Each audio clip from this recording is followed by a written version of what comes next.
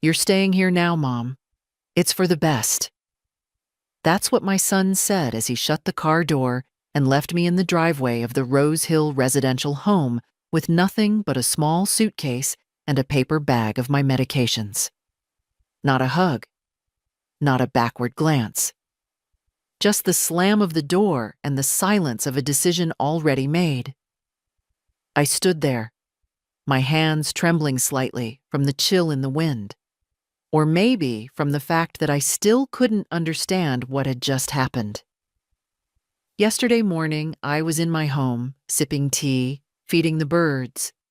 Today, I was someone else's responsibility, a resident, a room number, a liability. The nurse who greeted me was kind in that trained, distant way, smiling, nodding, touching my elbow like I might collapse at any moment. "Mrs. Sanders? Welcome to Rose Hill. I'm Kara. Let's get you settled in, shall we?" She spoke softly, like I was fragile. I'm not. My bones may ache, and my back may curve a bit more than it used to, but I've walked through storms these girls can't imagine. The room was clean, at least. Pale curtains, a single bed, wooden wardrobe with squeaky hinges. An armchair by the window, no smell of bleach, which surprised me. But also, no sign of life. Kara pointed to the button by the bed. "You press that if you need help." She looked at me like she expected me to cry. "I'll be fine," I said. And I was. Just not in the way they wanted me to be. They'd told me it was temporary. "Just a little while, Mom, until we figure things out. You'll be comfortable here." That was my daughter Emily's line, said with her polished smile and a tilt of her head that reminded me more and more of her father in his worst moods. But comfortable for whom? I hadn't asked to be placed here. No one asked what I wanted. I was simply delivered, like a package too heavy to carry around any longer. Later that evening, after the settling in, I sat by the window, watching the streetlights flicker on. The view was nothing like my garden back home. No roses, no bird feeder, just a concrete path and a plastic bench. Across from me, in the next room, I could see an old woman sleeping with her mouth open. Her door was half closed. Her name, I later learned, was Mabel. Mabel was 84. Quiet. Sharp when she wanted to be. She'd been here for 3 years. "They say it's temporary," she told me the next morning when I mentioned it. "But no one leaves unless they're dead or forgotten." I didn't sleep much that night. Every creak of the hallway made me flinch. The mattress was too soft. The silence too loud. And worst of all, my children didn't call. They hadn't called the next day either, nor the day after that. 3 days in, I finally asked the receptionist if I could use the phone. "Of course," she said, smiling too much. "But most of our residents use their mobiles." "I don't have one. Emily said I'd lose it or forget to charge it."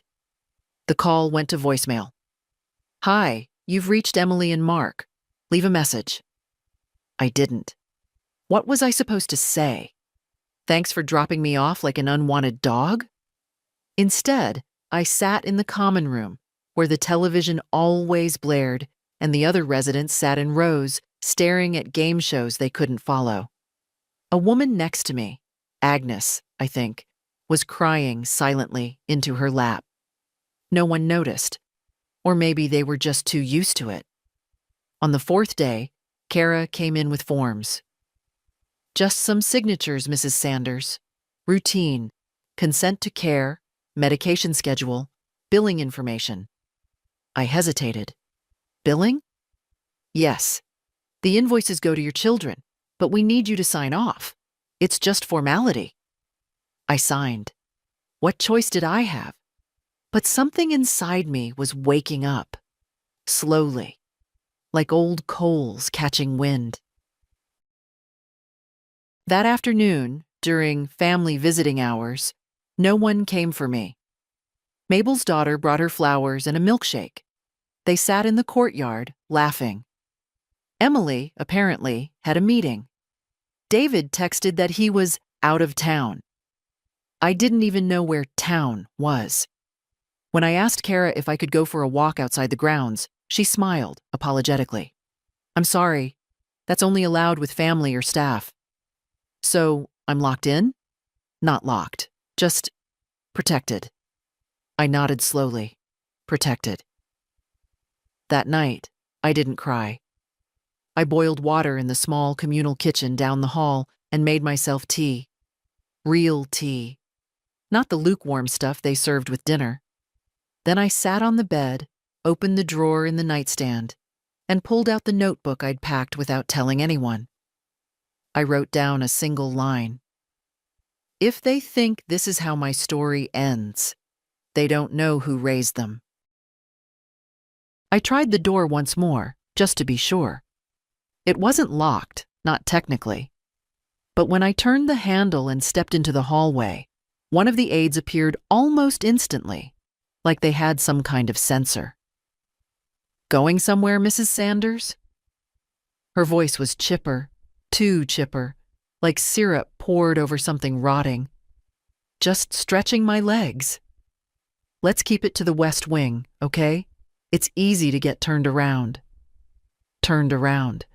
I'd lived in the same house for 52 years, raised 2 children, buried a husband, kept a garden, paid every bill on time, and even tiled my own bathroom floor. Now I was being warned not to get lost in a corridor with 3 turns. I nodded politely and turned back. Later, Mabel looked at me over the rim of her glasses.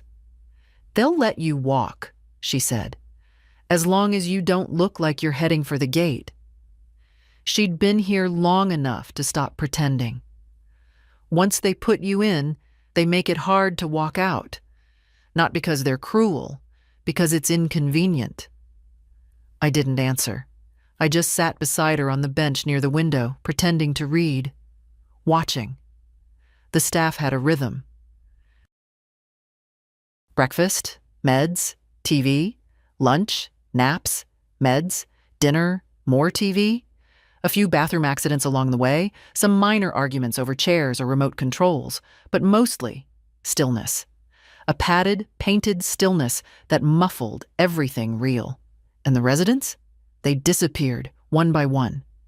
Mrs. Ellison in 204, taken to hospital, never came back. Frank in 103, his bed stripped bare one morning, no explanation. You weren't told anything. You just saw the empty chairs and knew. By the end of the week, I had a list in my notebook.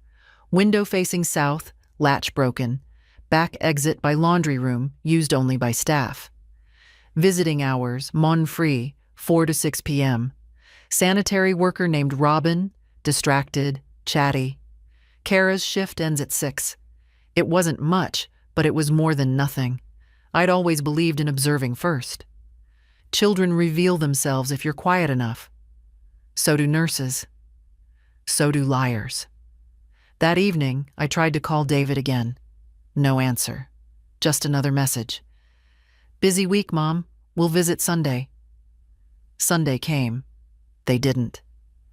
I sat in the lobby with my cardigan folded neatly across my lap.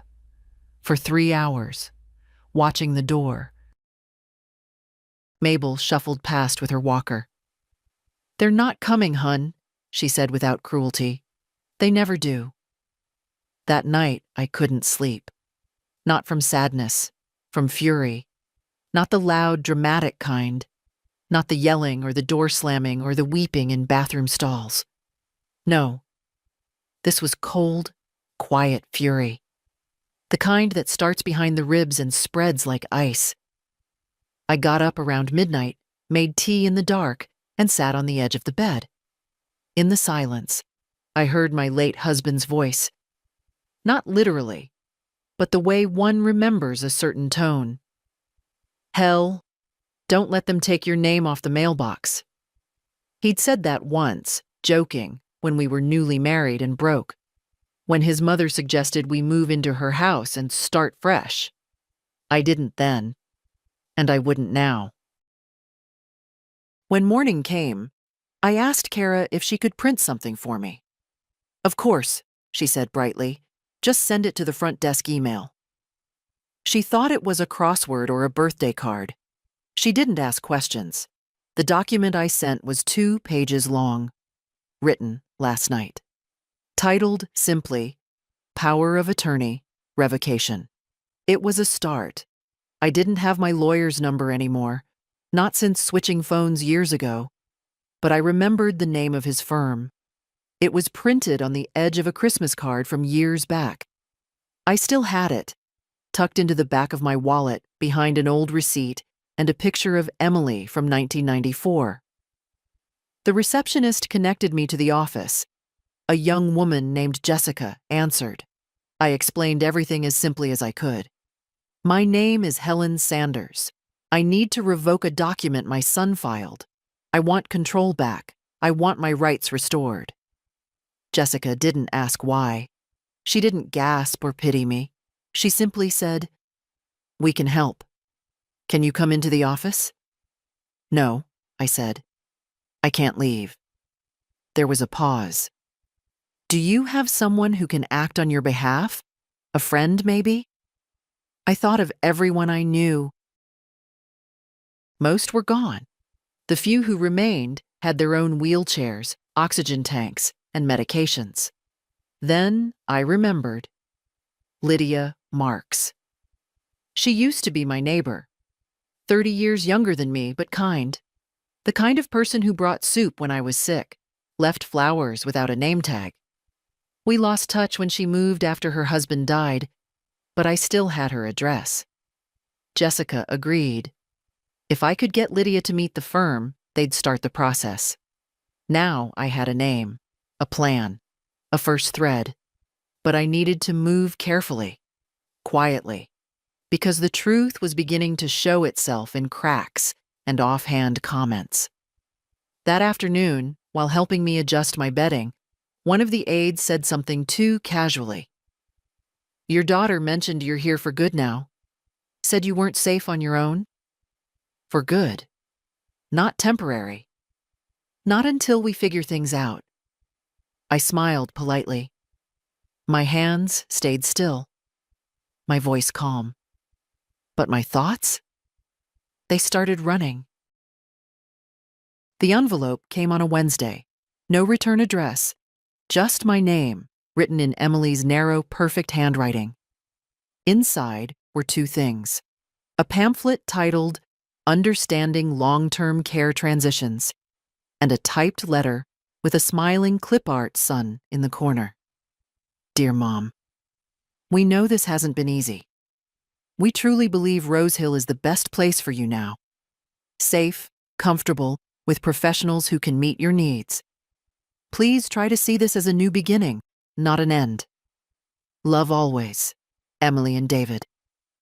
I folded the paper neatly and placed it in the drawer under my notebook.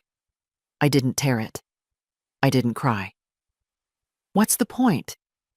Instead, I walked slowly down the hallway to the common room, where Mabel was doing her puzzle in the corner, glasses slipping down her nose. "They sent the sun," I said, sitting next to her. She didn't look up.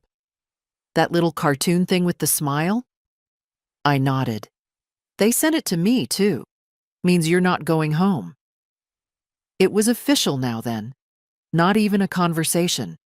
Just a cheerful letter and a cartoon. That afternoon, while the others napped in faded recliners, I asked Kara if I could sit outside. "I'll have to sign you out and stay nearby," she said. "Of course," I smiled. "I'd like the bench by the parking lot." She wheeled me out, though I didn't need the wheelchair. "Just for protocol," she said.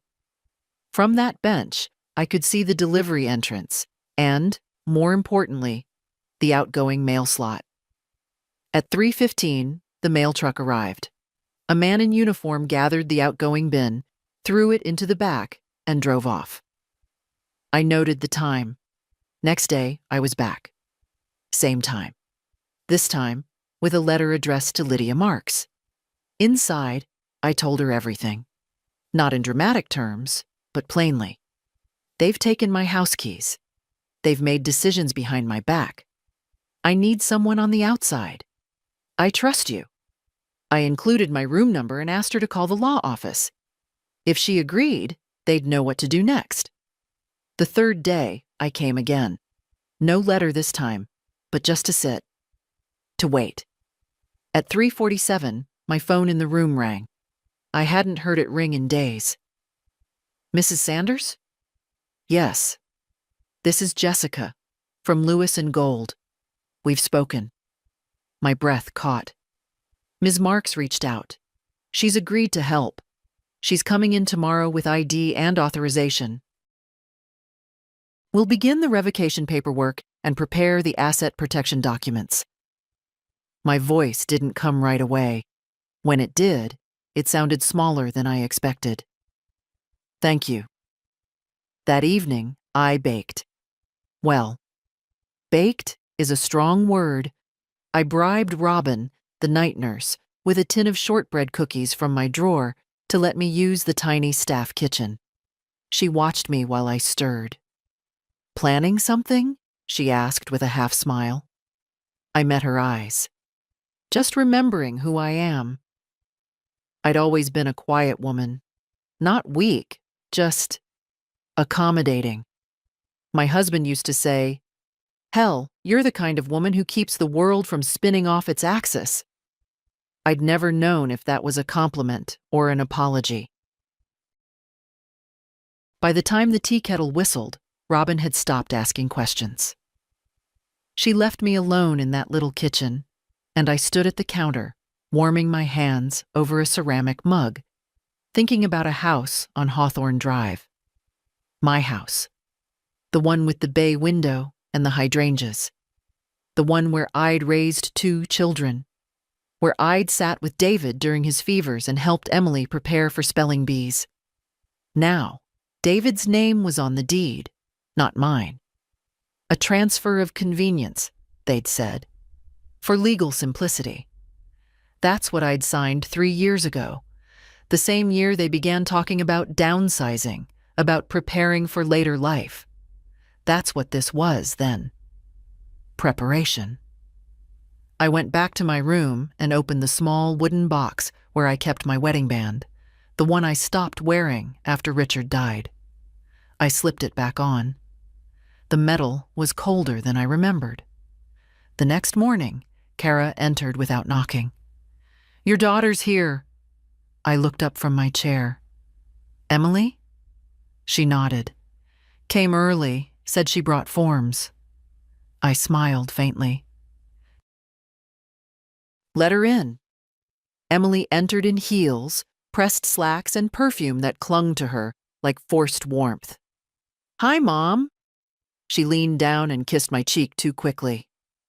"What a surprise," I said. "Another form?" She hesitated. "It's just the long-term authorization. It lets us make medical decisions on your behalf." "You mean after the one you already filed?" She blinked. "You revoked it." I said nothing. Emily's mouth twitched. "Mom, this isn't safe. You're being manipulated." I stood, slowly. My knees ached, but my spine held. "You've made decisions for me. Now I'm making one." She held up a hand, still trying to keep the smile. "Let's just sit and talk." I shook my head. "I don't need to talk. I need you to listen." For the first time in years, she did. Emily didn't like silence. Never had. As a girl, she'd fill any pause with chatter. Facts from school, TV jingles, whatever floated through her clever little mind. Now, at 48, she filled silence with control. Polished sentences, framed concern. She stood in my room, arms crossed over the folder she hadn't opened yet. "Mom, this is all just very sudden. You're clearly overwhelmed." "I'm not overwhelmed," I said calmly. I was sitting in my chair, hands folded in my lap. "I'm just finished pretending I'm confused," she faltered. "I'm not saying you're confused. I'm saying, well, you've been through a lot. And David and I, we've tried our best to do what?" I kept my voice low. "To decide where I live? What happens to my savings? To my home?" She sighed, glancing toward the door. "This isn't the time for drama, Mom." I agree. We sat for a beat. The clock ticked. A bird chirped somewhere beyond the window, the only real sound in the room. "I've spoken to a lawyer," I said. Emily looked up, startled. "What lawyer?" "The same kind who prepared the first documents you both pushed in front of me. Only this time, he's on my side." She opened her mouth, then closed it. "You're serious?" "I am." A pause, then the shift, the subtle one, from concern to strategy. I saw it in her eyes. "Well," she said with a little laugh, "if that's what you want, of course. No one is trying to trap you, Mom." "No?" I asked. "Then why was the house listed?" Her eyes snapped to mine. "What house? You know what house?" Emily hesitated, and for the first time in a long while, her poise cracked. "David was looking into options," she said finally. "You said yourself the place was too much to maintain." "I said I didn't want to climb the back stairs anymore. That's not the same as signing away my life." "You don't even live there now." "That's not the point." She grew quiet. Then, "We've already had offers." I nodded. "I know." I'd called Lydia 2 nights ago, just after her meeting with the lawyers. She'd driven by the house that afternoon. There was a discreet little "for sale by private listing" sign staked in the lawn. Not on any public sites. They were being careful. Quiet. They'd already scheduled showings. "I'm moving the house back into my name," I said. "The transfer was revocable, and I'm placing it under a protective trust." Emily shook her head, slowly, like I'd disappointed her. "Mom, we're trying to help you." "No, Emily," I said, my voice even. "You're helping yourselves." She stared at me, and I could see the discomfort. Not from guilt, but from not being in control. "How long have you been planning this?" she asked. "I started the moment I realized you and your brother didn't plan to let me go home." Emily looked down at the papers in her hands. She didn't open them. "Well," she said again, too brightly, "then I guess there's nothing else to talk about." She turned toward the door. "Emily." She stopped. "Tell David," I said, "that he'll be hearing from the attorneys this week. The sale is off. The assets are frozen. And you two are no longer my representatives." She didn't turn around, just stood there for a moment, hands clenched, then walked out. That night, Mabel slid into the chair across from me during TV time. "Well?" she asked. I smiled. "I believe my daughter's reconsidering her definition of helpful." Mabel chuckled, a dry, knowing sound. "You know," she said, "when my son first put me here, he cried in the car. Said he felt awful. Said it wasn't forever." "Mine didn't even cry," I said. "Guess that's something." She looked at me sideways. "So what now?" I leaned back. The air was warm. Somewhere down the hallway, someone was laughing. "Now?" I said. "Now I wait." "Wait for what?" "For the storm," I said. "It's coming, but this time, I have a roof of my own." Later, alone in my room, I took out the key Lydia had mailed me. The spare from the old garden shed. The one we used to keep tools in. It still smelled like rust and damp earth. That key wasn't just metal. It was memory. Proof. I wasn't a patient. I wasn't a problem to be managed. I was Helen Sanders, widow, mother, former teacher, homeowner. And I was taking back what was mine. The next day, David called. I let it ring twice before answering. Mom. His voice was flat, clipped, the voice he used when he was preparing to be reasonable. Yes, I said calmly. I think we need to talk. I think we already are. A pause. I heard from Emily about the house, about the lawyer. So it's true, I said. You two don't speak to me, but you talk to each other about selling my home. It's not your home anymore. There it was, just like that. 5 words that dropped like a stone in my chest.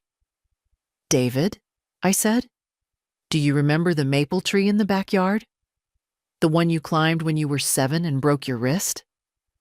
Silence. I sat up all night with you. You were shaking from the pain. I wrapped your arm in frozen peas while we waited for morning. What does that have to do with anything? Everything, I said. That house holds more of me than your name on a deed ever could. He sighed, already bored of the emotion. We just thought it would make sense to sell. Use the money for your care, for the grandchildren's future. We weren't doing anything wrong. No, I said. You were just doing it quietly. He grew defensive. You're being dramatic. You're in a good place now. You're safe. There are people looking after you. Isn't that what matters? No, David, I said evenly. What matters is that I didn't choose any of it. I could almost hear him rubbing his temples like he used to when he was 16 and didn't want to do his homework. Look, he said, you've already done your lawyer thing. Fine.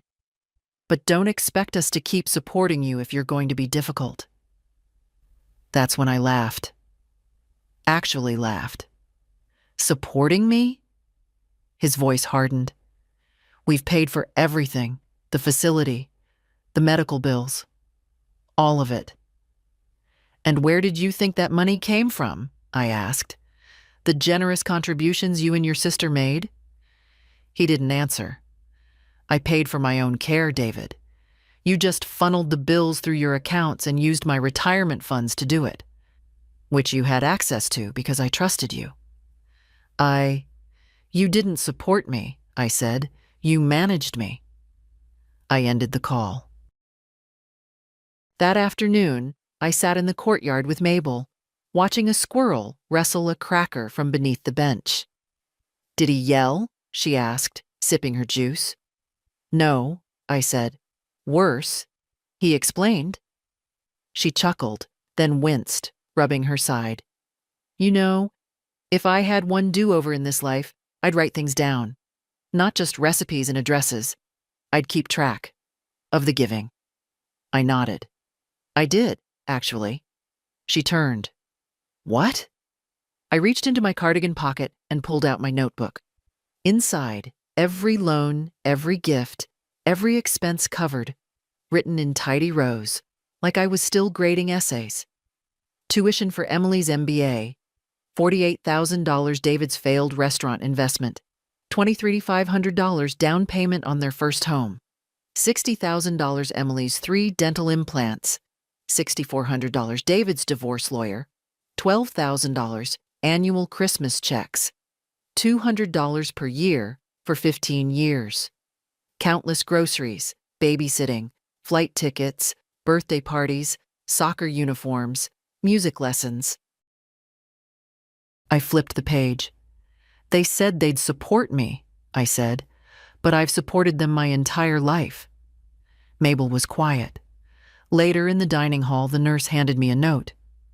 Folded paper. No envelope. Please meet me tomorrow. I have something to show you.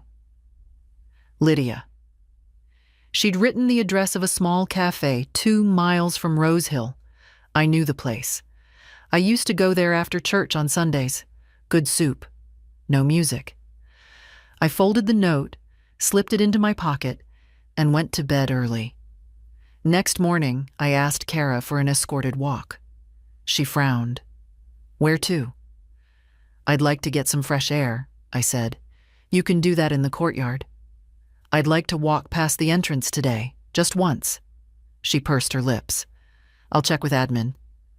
"Do that." She returned 20 minutes later.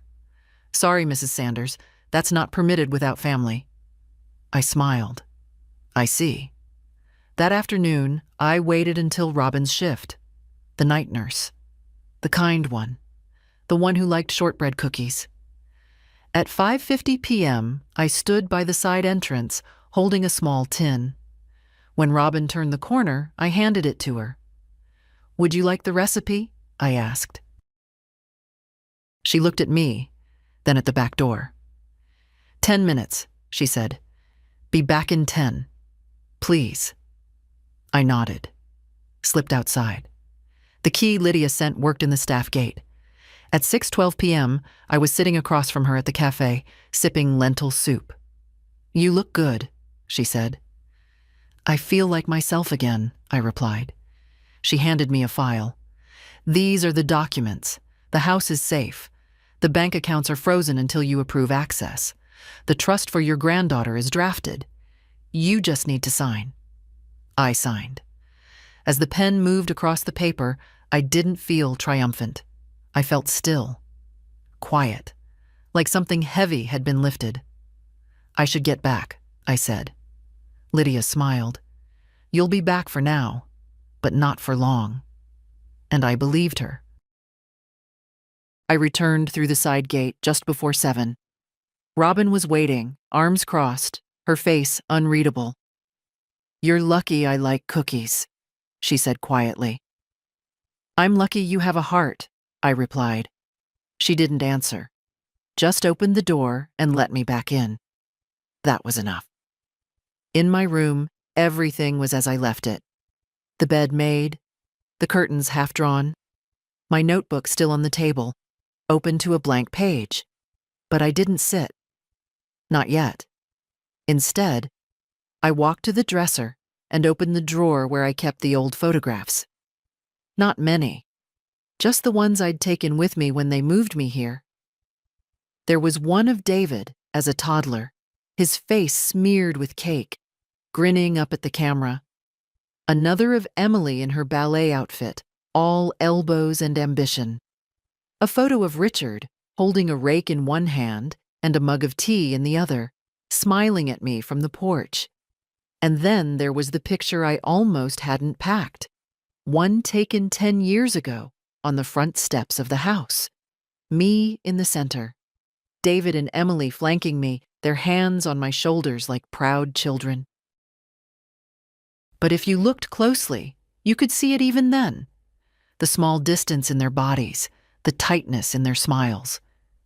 That photo had been for the realtor. A way to present a family home. A performance, not a memory. I slid it back into the drawer and sat down.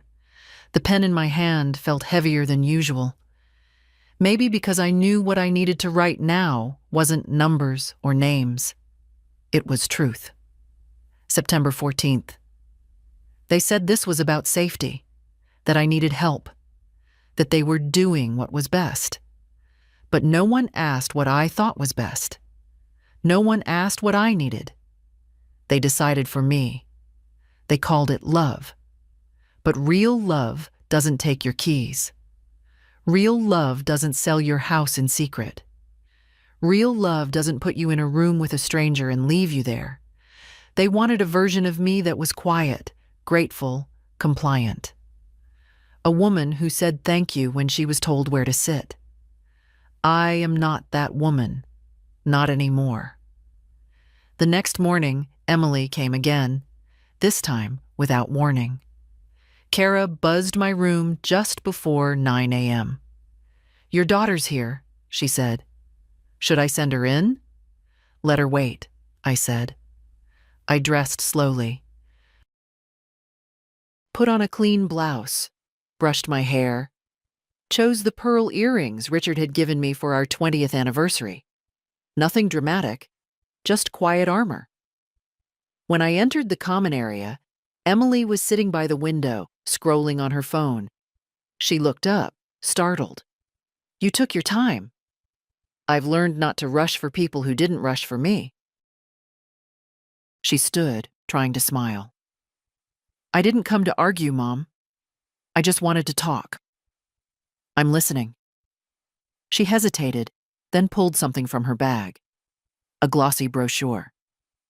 This place isn't working for you, she said. David and I found another facility. Better staff-to-resident ratio. More social activities. It's farther out, but... No. She blinked. No. No. I'm not moving to another place I didn't choose, to smile at strangers I didn't ask for and call it a fresh start. Emily straightened. You don't understand. We're trying to... I raised a hand. No. You don't understand. I pulled out the copy of the trust document Lydia had given me. Held it out. She didn't take it. What is that? Everything, I said. Every asset, every account. Everything you thought was under your control. It isn't anymore. Her face darkened. You're doing this to punish us. No, I said calmly. I'm doing this to protect myself. Emily looked down at the paper, then back at me. So what now? You cut us off? No. I'm leaving the door open, I said. But I'm not leaving myself outside of it anymore. She didn't have a reply. When she left, she didn't hug me. I didn't expect her to. That afternoon, Mabel asked how it went. Like peeling off wallpaper, I said. Old and stuck, but satisfying once it's gone. She laughed, that dry, raspy chuckle I'd come to like. You're not done yet, she said. I know. Because while the documents were signed and the house was safe and the bank accounts were locked down, one thing still remained. My body was here. My dignity had come home. But I hadn't. Not yet. And if I was going to leave this place, really leave, it would have to be on my own feet. I started with shoes. That sounds silly, maybe. But after weeks in soft-soled slippers and state-issued socks, I needed something that reminded me of pavement, of friction, of leaving. So I asked Robin if I could get my black walking shoes back from storage. They're a bit heavy for indoors, she said, puzzled. Exactly. She didn't argue, just nodded and made a note. That's what I liked about her. She didn't pretend to know better. She just listened. When they brought the box to my room, the shoes still smelled faintly of linseed oil and old leather polish. I held them for a long time before putting them on. They felt strange at first, like someone else's boots, but after a few steps, my feet remembered. The next day, I added the cardigan I used to wear for errands, then the canvas shoulder bag with the zippered pouch I'd always trusted with my house keys. Not because I was leaving, not yet, but because I wanted to feel like someone who could. In the courtyard, I started walking again. First 5 minutes, then 10. At 16 minutes, my knees complained. At 20, they quieted.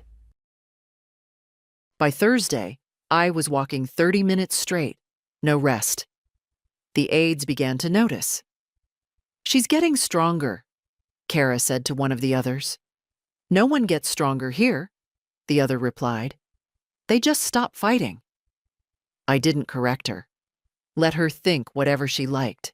Let them all think I was getting stronger for no reason at all. On Friday, the mail came with a letter addressed to me in sharp blue ink.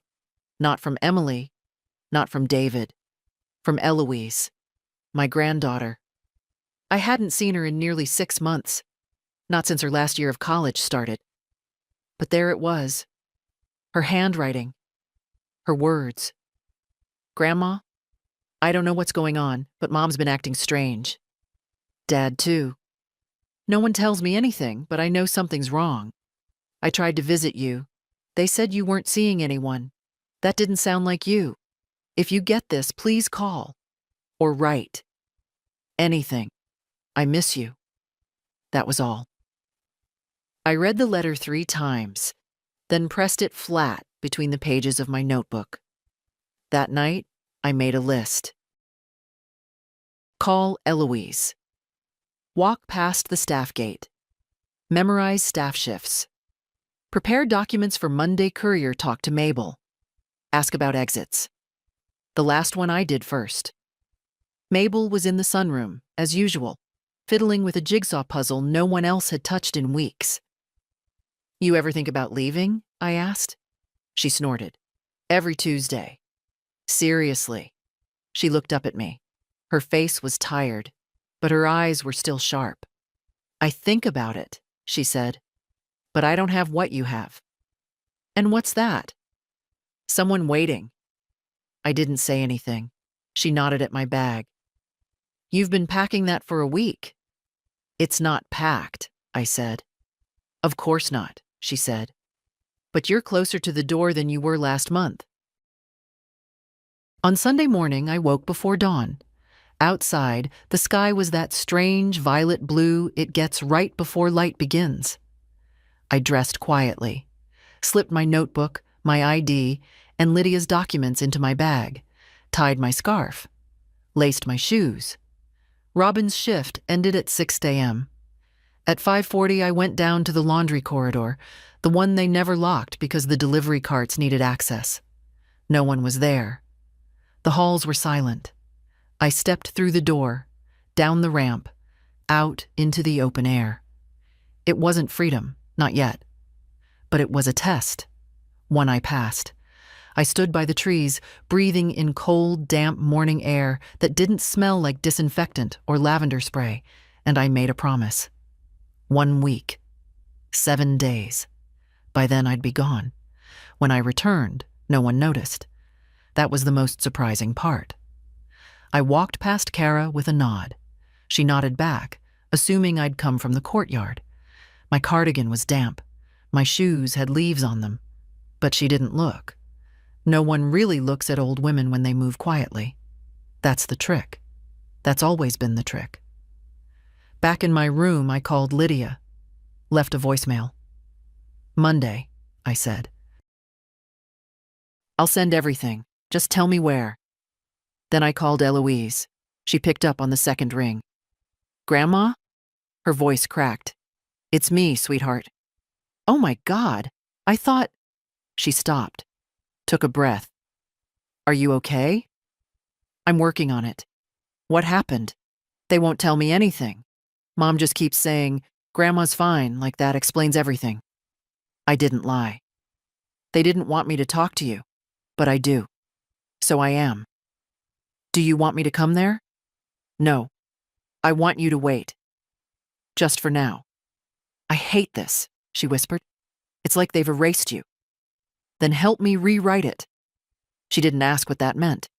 She just said, tell me what to do. I smiled. I already did. Then I hung up and wrote a note to Lydia, folded it into the documents, sealed the envelope. Tomorrow I would walk to the mail slot by the service entrance at 3:15 p.m. And by Friday, I would have a car, a ride, and the front door. The envelope dropped into the mail bin at exactly 3:16 p.m. I didn't linger, didn't look back. Just turned, adjusted the strap on my bag, and walked slowly toward the lobby, blending into the shuffle of other residents returning from crafts and board games. No one asked where I'd been. No one noticed I'd carried something with me. Not Kara, not the aide with the high ponytail whose name I still hadn't learned. By now, I had become exactly what they wanted me to be. Quiet, predictable, harmless. And that suited me perfectly. That evening, I sat across from Mabel during dinner. They were serving chicken with gravy and a mashed substance they called potatoes, but tasted like chalk. I pushed the food around my plate. What's next? She asked without looking up. You'll see, I said. You know, she said, dabbing the corners of her mouth with a napkin. Most people would have broken by now. You've been here, What? 6 weeks? 51 days, I said. Not that I'm counting. She gave a short laugh. You'll make it out, she said. I can see it in the way you sit. In the way I sit? You're not leaning back, she said. You're always ready to stand. I didn't answer, but I thought about that for a long time after. On Wednesday, Lydia called. They're ready, she said. All of it? Everything. Title secured, trust filed, the letter for the facility director, the formal request for release, the legal notice for the bank, all signed. You just need to be picked up. Friday, I said. 3 o'clock, side gate. She hesitated. You're sure? I'm sure. All right, she said. I'll be there. Just tell me what to bring. An empty car, I said, and a cup of real coffee. The next 2 days passed like fog. I went to art therapy, painted a lopsided sunflower, watched reruns in the common room, took my meds, smiled at the nurses, played my part, but inside, the gears were turning. Thursday night, I packed quietly. A few clothes, my notebook, the pearl earrings, Lydia's letter, the envelope from Eloise. I left the rest, the things they'd picked for me, the things that didn't belong. I stared at the picture of Richard for a long time before slipping it into the side pocket of my bag. He'd always hated goodbyes, so I wouldn't say one. Friday came with sun, a rare thing. By 2:30 I was dressed and ready. Simple pants, soft blouse, walking shoes, the cardigan I'd worn the day I arrived. I walked the hallway slowly, nodding to a few residents who didn't know my name.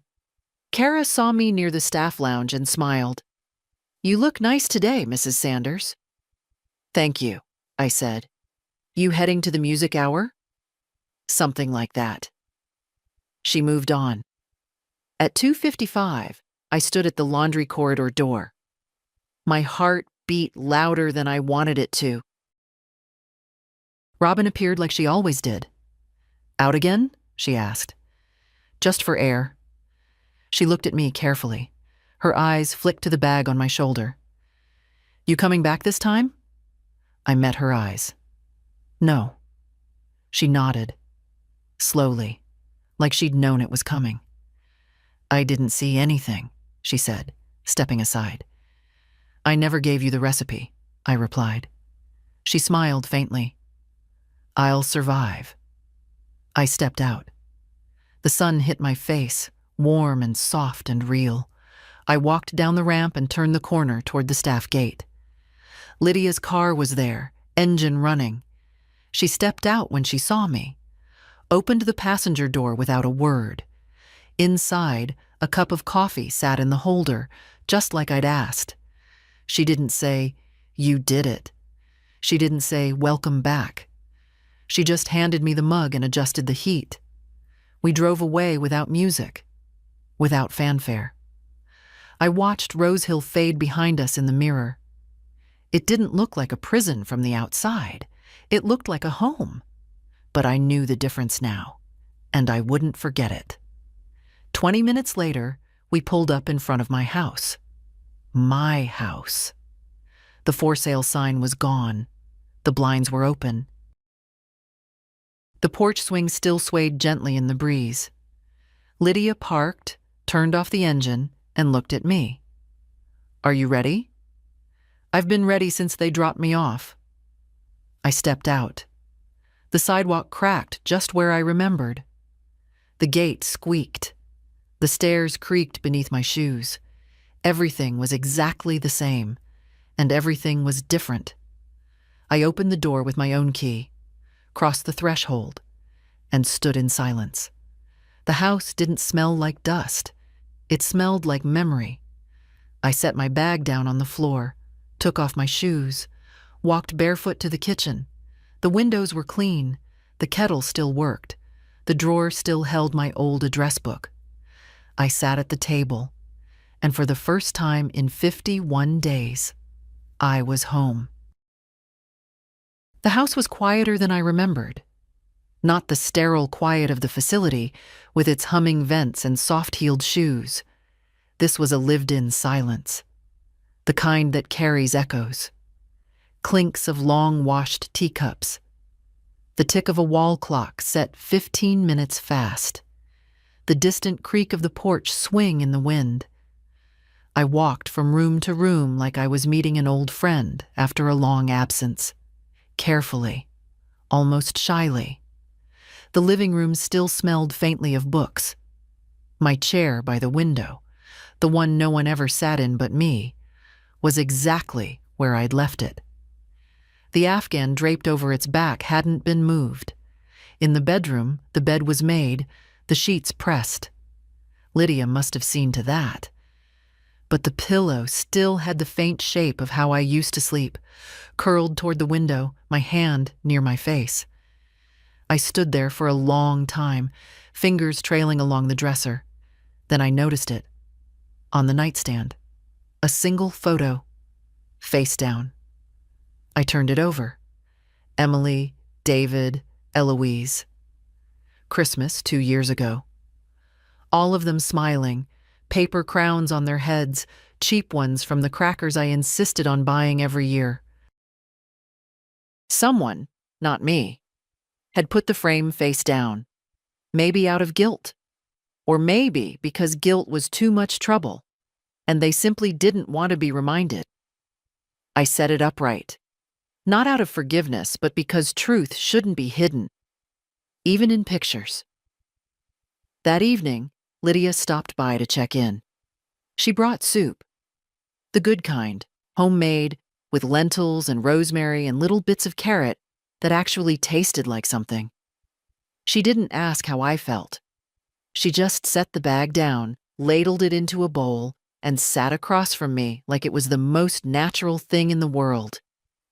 "You'll need groceries," she said. "I can help with that." "I have a list," I replied, sliding it across the table. She scanned it and smiled. "You still eat the same way." "Stubbornness is good for digestion." She laughed, then grew quiet. "I hope I didn't overstep. With the house, the files, the trust." "You didn't. You've always been kind to me. And I couldn't stand seeing what they—" She stopped herself. I reached across the table and touched her hand. "You did right, Lydia. More right than either of my children in years." She nodded, her eyes wet but not spilling. "They're going to be furious." "I hope so." She looked up, startled. "You do?" "I want them to feel something, Lydia. Anger is at least a sign of life. It means they'll have to reckon with what they've done. And if they show up, they won't." But I was wrong.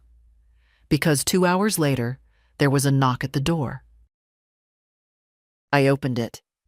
David stood on the porch, his tie undone, his expression sharp and strained. "You're here," he said, as if I'd broken into my own home. "I am." He stepped inside without being invited, looked around like a stranger, like someone revisiting a crime scene. "You couldn't even call?" "I think we're past pleasantries." He turned, exasperated. "Do you have any idea what kind of mess this is creating?" "I have a folder full of the mess you and your sister created. Shall I fetch it?" His jaw tightened. "This isn't just about you, Mom. You've put us in an impossible position. The sale is canceled." He paced a little, stopping at the fireplace. "We had buyers, a deal. You can't just pull the rug out like that." "You pulled it first." He turned to me, his voice rising. "We did what we thought was best. You're not well. You needed supervision." I stepped closer. "I needed respect, David, not surveillance." He didn't answer. Just looked at me. Really looked. For the first time in a long time. "You've changed," he said finally. "No," I said. "I've remembered." He looked down at his hands. Emily says you've locked us out of the accounts. I have. And put the house in a trust? Yes. He sat down heavily on the edge of the couch. Not the way someone sits in comfort, the way someone sits when their world shifts under them. So that's it, he said. You're done with us. I stood tall. I'm done being used. He rubbed his face. What do you want? I stared at him for a moment, then said quietly, I want you to leave, and I want you to think about the day you handed your mother over to strangers like she was a burden you couldn't carry anymore. He didn't argue, didn't yell, just stood, walked to the door, and left. No goodbyes, no promises, only silence and the sound of my lock turning behind him. The house was colder after David left, not from the weather. The heat worked just fine, but from the way his presence had stirred the air. That old heaviness. The one I'd known since he was 16 and started speaking to me like I was furniture. I stood in the hallway, staring at the closed door, listening to the quiet. It didn't comfort me, not right away. I made tea. Not for warmth, but for rhythm. The familiar steps. Fill kettle, wait for the boil. Pour, stir, sip. The taste steadied me. That night, I slept in my own bed for the first time in 52 days. The sheets were clean, but the room still felt unfamiliar. Or maybe it was me who had changed. The mattress was softer than I remembered. The pillow too high. Still, I slept. And when I woke, it was to sunlight. Not fluorescent ceiling panels or scheduled blood pressure checks. The quiet no longer felt cold. It felt earned. By noon, the letter came, delivered by courier, hand addressed, from Emily. I read it standing up. Mother, I don't know what to say. David called. He said you've shut us out, said you don't want to talk, that you're done. Is that true? Because I don't recognize the woman he described. Angry, calculated, cold. You were never like that. And if this is about the house, about the choices we made, then maybe we made mistakes. But we weren't trying to hurt you. We were just trying to do what made sense. It was never supposed to come to this. Please call me. Please. Emily. I set the letter down without folding it, not out of disrespect, but because folding would make it easier to keep, and I didn't want to keep it. That wasn't guilt on the page. That was regret that she'd been caught.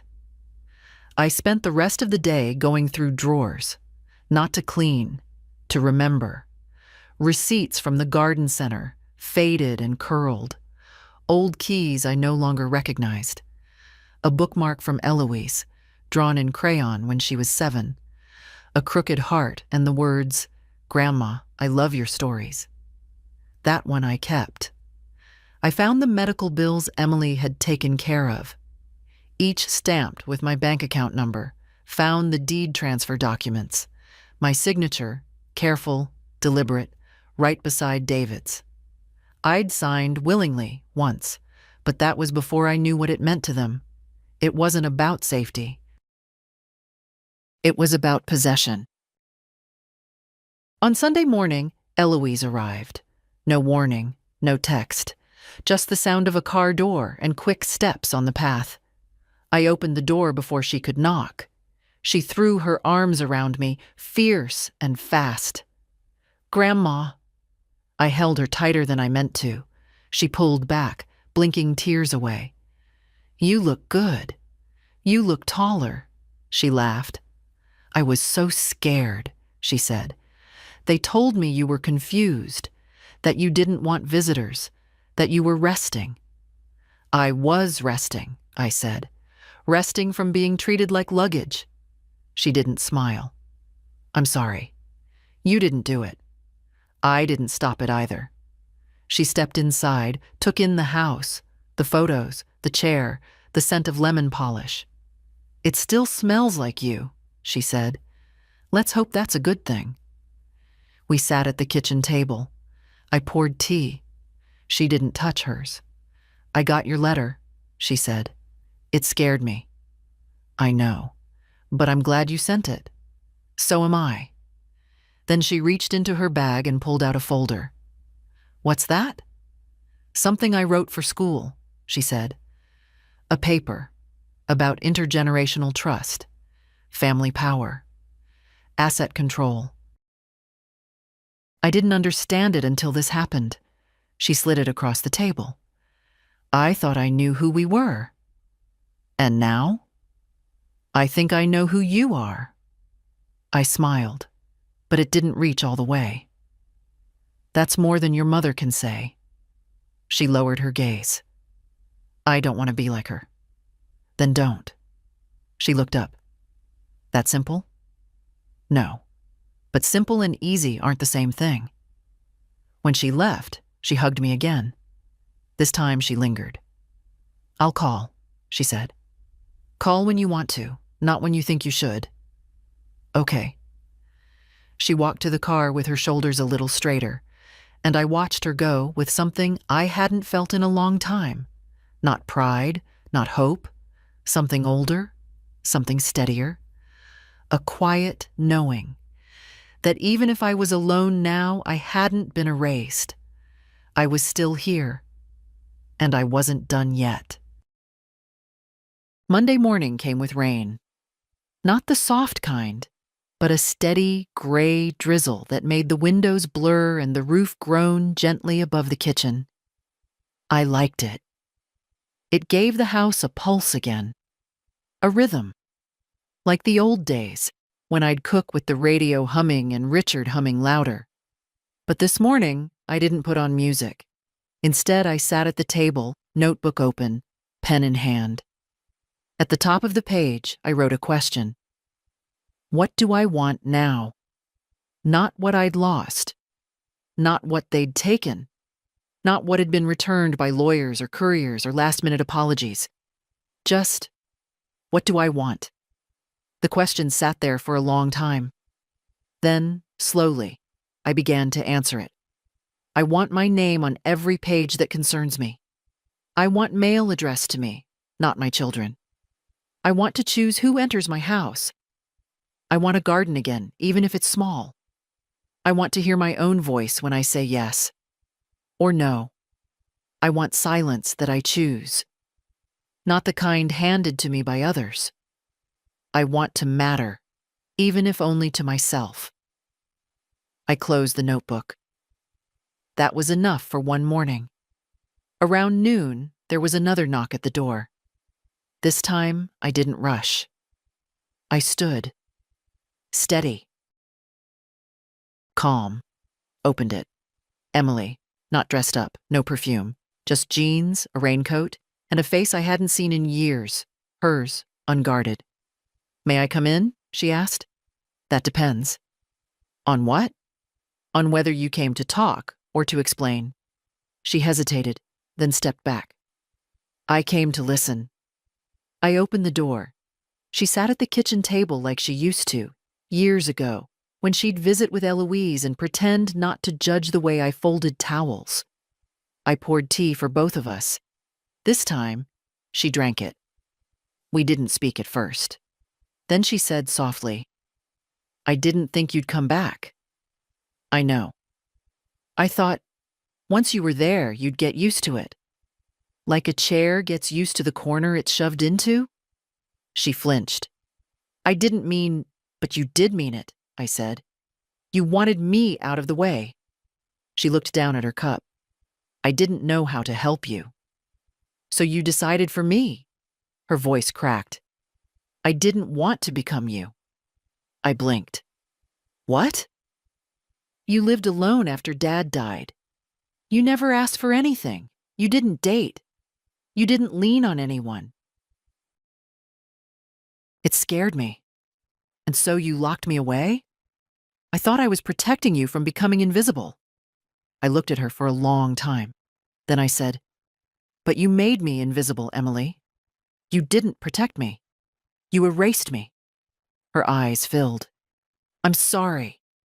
It wasn't loud, wasn't dramatic. Just 2 words, finally spoken without defense. I know you are, I said. But sorry isn't the same as changed. She nodded. I want to earn it, she said. You can start by not touching anything in this house again. Not a bill, not a paper, not a doorknob. I won't. And the next time you feel scared of becoming me, maybe ask why I lived the way I did. Maybe wonder what it cost me. She wiped her face. Okay. Then she stood. I won't come back unless you ask me to. That's a good start. She walked to the door, opened it, paused. You were always stronger than I gave you credit for. No, I said. I just stopped apologizing for surviving. She left without another word, and I stood in the hallway, watching the rain. It wasn't forgiveness, but it was truth. And that, for now, was enough. That night, I left the porch light on. Not because I was expecting anyone, I wasn't, but because I could. It sounds small, I know. A light. But after 52 days under flickering fluorescents and timed switches, after having strangers decide when I should sleep, when I should wake, when I was allowed to be alone, the act of turning on my own porch light felt like a declaration. This is my house. I decide who sees it. I didn't sleep much. The rain had stopped, but the quiet outside was sharp, like something waiting to speak. I sat in the armchair by the window and watched the street, like I used to. No one passed, no cars, no dogs barking, just stillness. I didn't mind. The stillness belonged to me now. In the morning, I baked. Oatmeal cookies. The kind Richard liked, with too much cinnamon and chopped raisins I never told the kids were soaked in brandy. The house warmed up. Not just from the oven, but from the scent, like memory exhaling. At 11:30, I set a plate of them out on the counter and made a fresh pot of coffee. I was expecting someone today, not family, not Lydia. Mabel. She'd called the night before. Well, she'd said, is it as sweet as you thought? It's not sweet, I replied. It's right.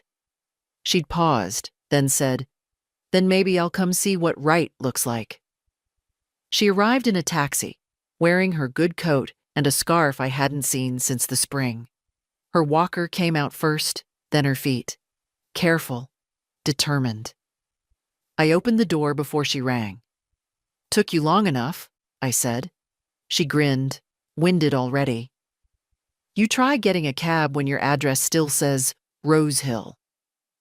I helped her inside, and she looked around with the kind of slow attention I understood too well. The way you look at something you used to want, but no longer believe you're allowed to reach. You did it, she said. No, I corrected her. I undid what they did. She nodded. That counts. We had cookies and coffee in the kitchen. I offered her the chair with the pillow. She declined it, proudly. Everyone there still thinks you'll come back, she said. They think wrong. She broke a cookie in half. Robin cried a little.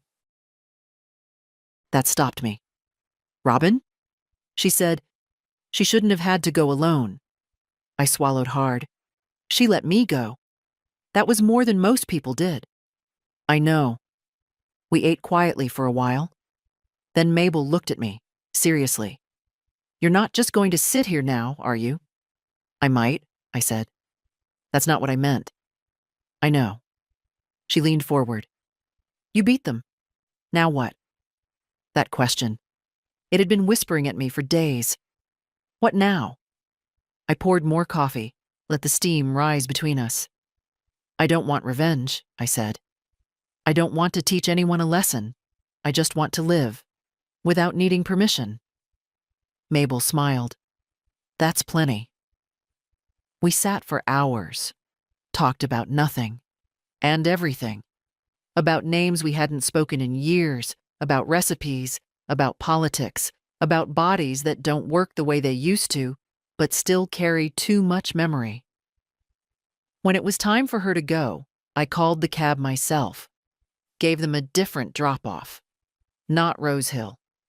She looked surprised. "I changed your address," I said.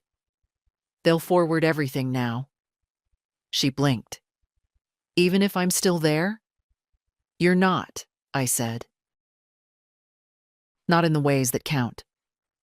After she left, I stood at the doorway a long time. The porch was empty again, but it didn't feel lonely. It felt earned. Inside, I sat at the table and opened my notebook again. This time, no lists. Just one sentence. "I am not someone you put away." Then I closed the book, lit a candle, and let the quiet fill the house. Not like a cage, but like something chosen. 2 days later, the letter came from the real estate agency. Thin envelope. Crisp paper. Too formal for guilt. Too polite for fury.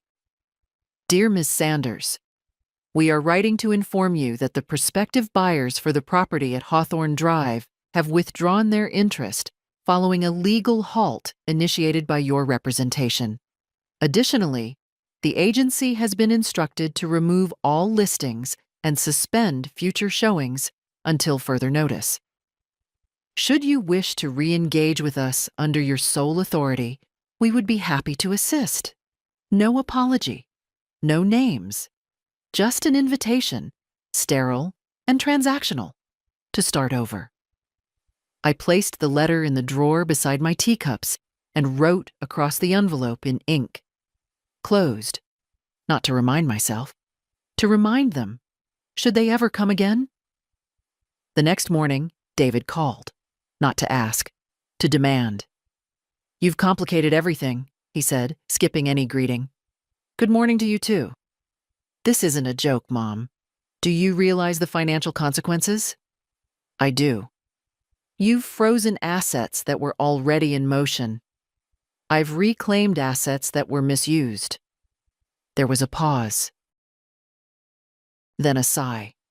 The kind men give when women refuse to yield. "Emily's furious." "I'm sure she is.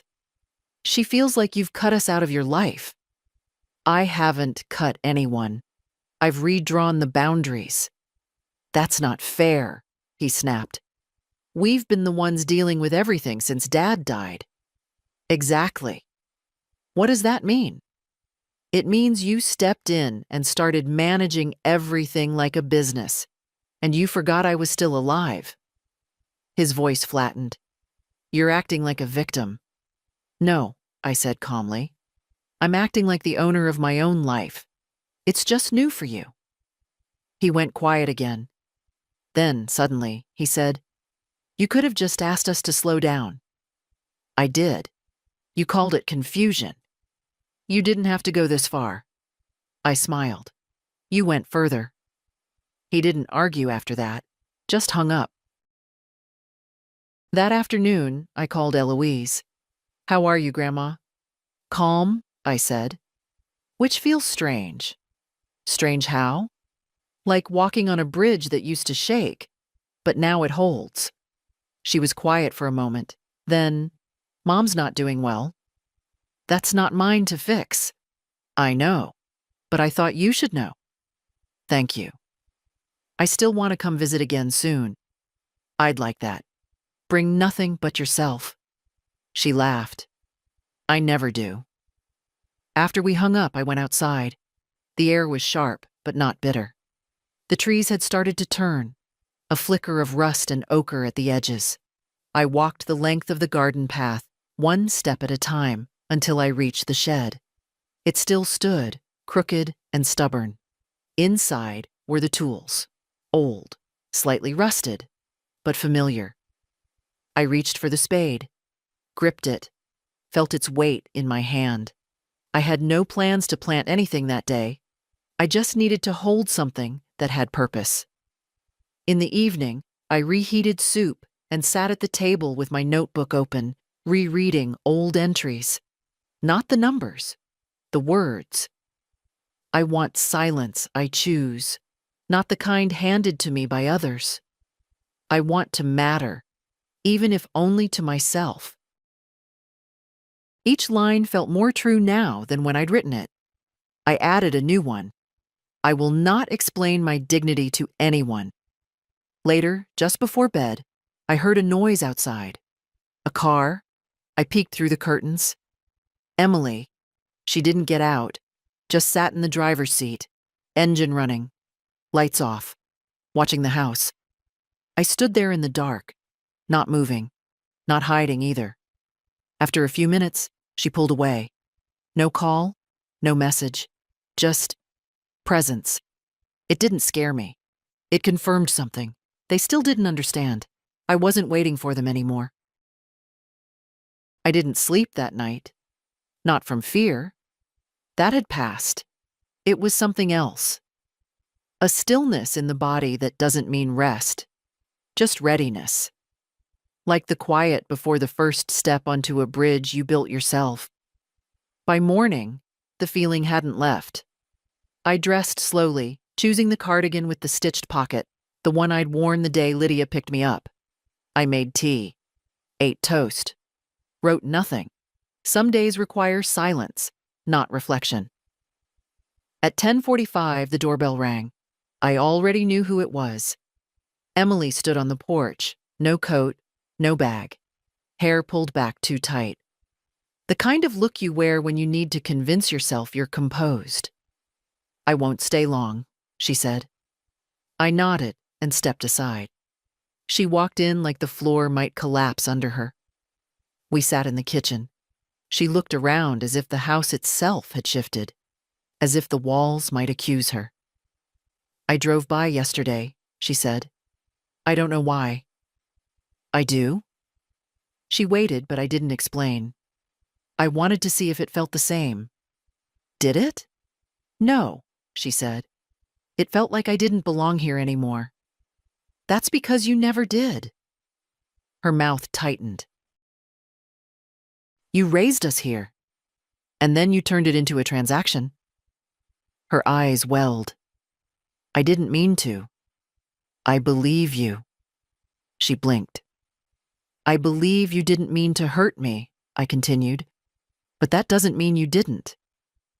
"I thought I was doing the right thing." "Because it was easier than asking me what I wanted." She didn't answer. I poured tea, set the cup in front of her. She wrapped her hands around it like she needed proof she was still here. "I kept waiting for you to forgive me," she said.